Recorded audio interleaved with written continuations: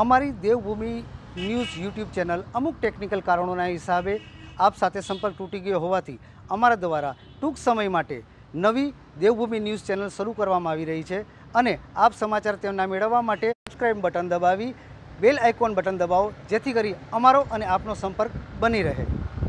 યાત્રાધામ દેવભૂમિ દ્વારકામાં હોળીના ઉત્સવને કારણે 2-3 દિવસ સુધી અનેક પદયાત્રીઓ ચાલીને આવતા હોય છે, તો અનેક ભક્તો વાહનમાં પણ મુસાફરી કરી અને ભગવાન દ્વારકાધીશના દર્શન કરવા માટે આવતા હોય છે।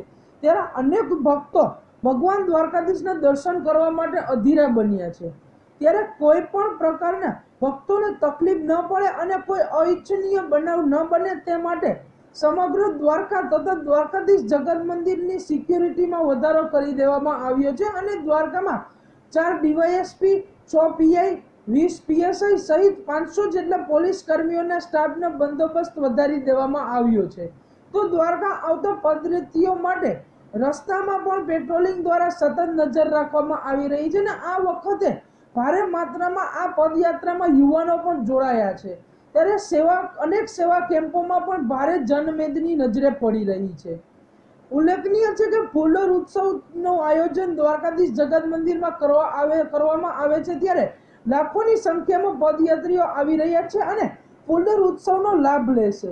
ત્યારે એસપી દ્વારા પદયાત્રા રૂટ પર વાહન ગતિ મર્યાદાનો કાયદો પણ લગાડવામાં આવ્યો છે અને 40 કિલોમીટર પણ વધારે ગતિમાં વાહન ચલાવનાર પર કાયદો લગાડવામાં આવ્યો છે। અધ્યક્ષતામાં કુલ 4 ડીવાયએસપી, 6 પીઆઈ, 20 પીએસઆઈ, 250 પોલીસ જવાનો, 250 હોમગાર્ડ, એસઆરપી અને જીઆઈડી જવાનોની સાથે રહી અને ચુસ્ત બંદોબસ્તની વ્યવસ્થા કરવામાં આવેલ છે।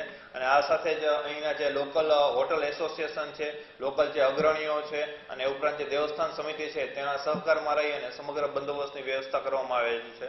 અને એ ઉપરાંત જે મંદિરમાં જે સીસીટીવી છે તો એના દ્વારા સતત અને સઘન મોનિટરિંગ થાય એ પ્રકારની વ્યવસ્થા પોલીસ તંત્ર દ્વારા કરવામાં આવેલ છે।